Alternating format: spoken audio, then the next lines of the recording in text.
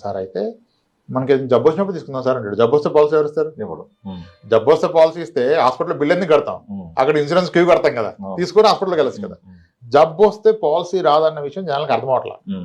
నేను ఆరోగ్యంగా ఉన్నా కదా ఎందుకు రాదంటాడు. ఆరోగ్యంగా ఉంటుంది, ఆరోగ్యం పోతే ఎవడు పాలసీ ఎవడు. ఆరోగ్యం పోయాక పాలసీ గుర్తొస్తుంది.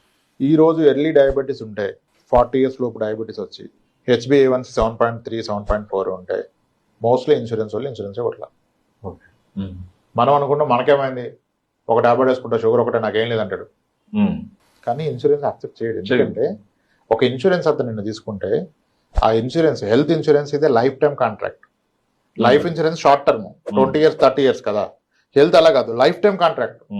ఒక ఇన్సూరెన్స్ అతను నీకు 10 లక్షల పాలసీ ఇస్తే ఈ 10 లక్షల పాలసీని నువ్వు బ్రతికినంత కాలం కన్యూ చేయాలి. అతను 105 ఏళ్ళు బతికితే 105 ఏళ్ళు కన్యూ చేయాలి. ఇప్పుడు ఈ 5 లక్షలు 10 లక్షలు తీసుకున్న వ్యక్తికి రేపు కిడ్నీ ఫెయిల్ అయింది, డయాలసిస్కి వెళ్ళాడు. ఎవ్రీ ఇయర్ డయాలసిస్ వాడచ్చు కదా. 6 లక్షలు 10 లక్షలు 10 లక్షల పాలసీలు ఎవ్రీ ఇయర్ 10 లక్షలు ఇవ్వాలి ఇన్సూరెన్స్ అవుతుంది. అది ఎంత పెద్ద రిస్క్ ఆయనకి. అందుకే వాళ్ళు అండర్రైటింగ్ సిక్ చేస్తారు. ప్రాబ్లం ఉంటే తీసుకోరు, హెల్తీగా ఉంటే తీసుకుంటారు. మనకేమో హెల్త్ పాడైందాక పాలసీ గుర్తురాదు, హెల్త్ పాడవగానే పాలసీకి వస్తాం. 7 years బ్యాక్ జస్ట్ నా నంబర్ ఉండేది హెల్త్ ఇన్సూరెన్స్ గురించి. ఉదయాన్నే కాల్ స్టార్ట్ అవుతాయి.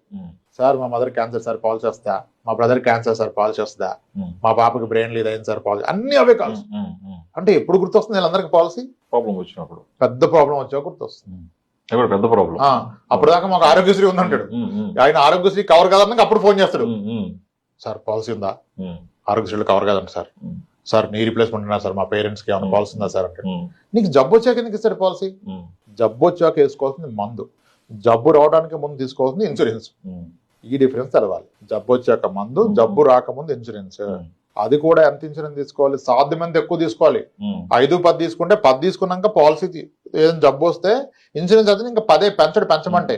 ఇప్పుడు చాలా ఓల్డెస్ట్ హెల్త్ ఇన్సూరెన్స్ కంపెనీస్ లో టాప్ మోస్ట్ కంపెనీస్ ఉన్నాయి, ఒకప్పటి నుంచి ఎస్టాబ్లిష్ అయింది. వాటిలో 5 లక్షల పాలసీలు చేసుకున్నారు అందరూ. ఇప్పుడు 14 ఏళ్ళుగా వాడుతున్నారు, ఎప్పుడు క్లెయిమ్ చేయాల. రీసెంట్ గా క్లెయిమ్లు చేశారు. ఇప్పుడు మళ్ళీ చేయగానే భయం వచ్చింది. హాస్పిటల్కి వెళ్ళినప్పుడు ఇంత బిల్ అవుతుందని. అప్పుడు వెంటనే బయటకు వచ్చి ఇన్సూరెన్స్ ఫోన్ చేస్తారు, డిశ్చార్జ్ కాగానే, సార్ మాది పెన్షన్ అని. ఆడికి నేను పెన్షన్ అంటున్నాడు, ప్రాబ్లమ్ స్టార్ట్ అయితే పెంచడు.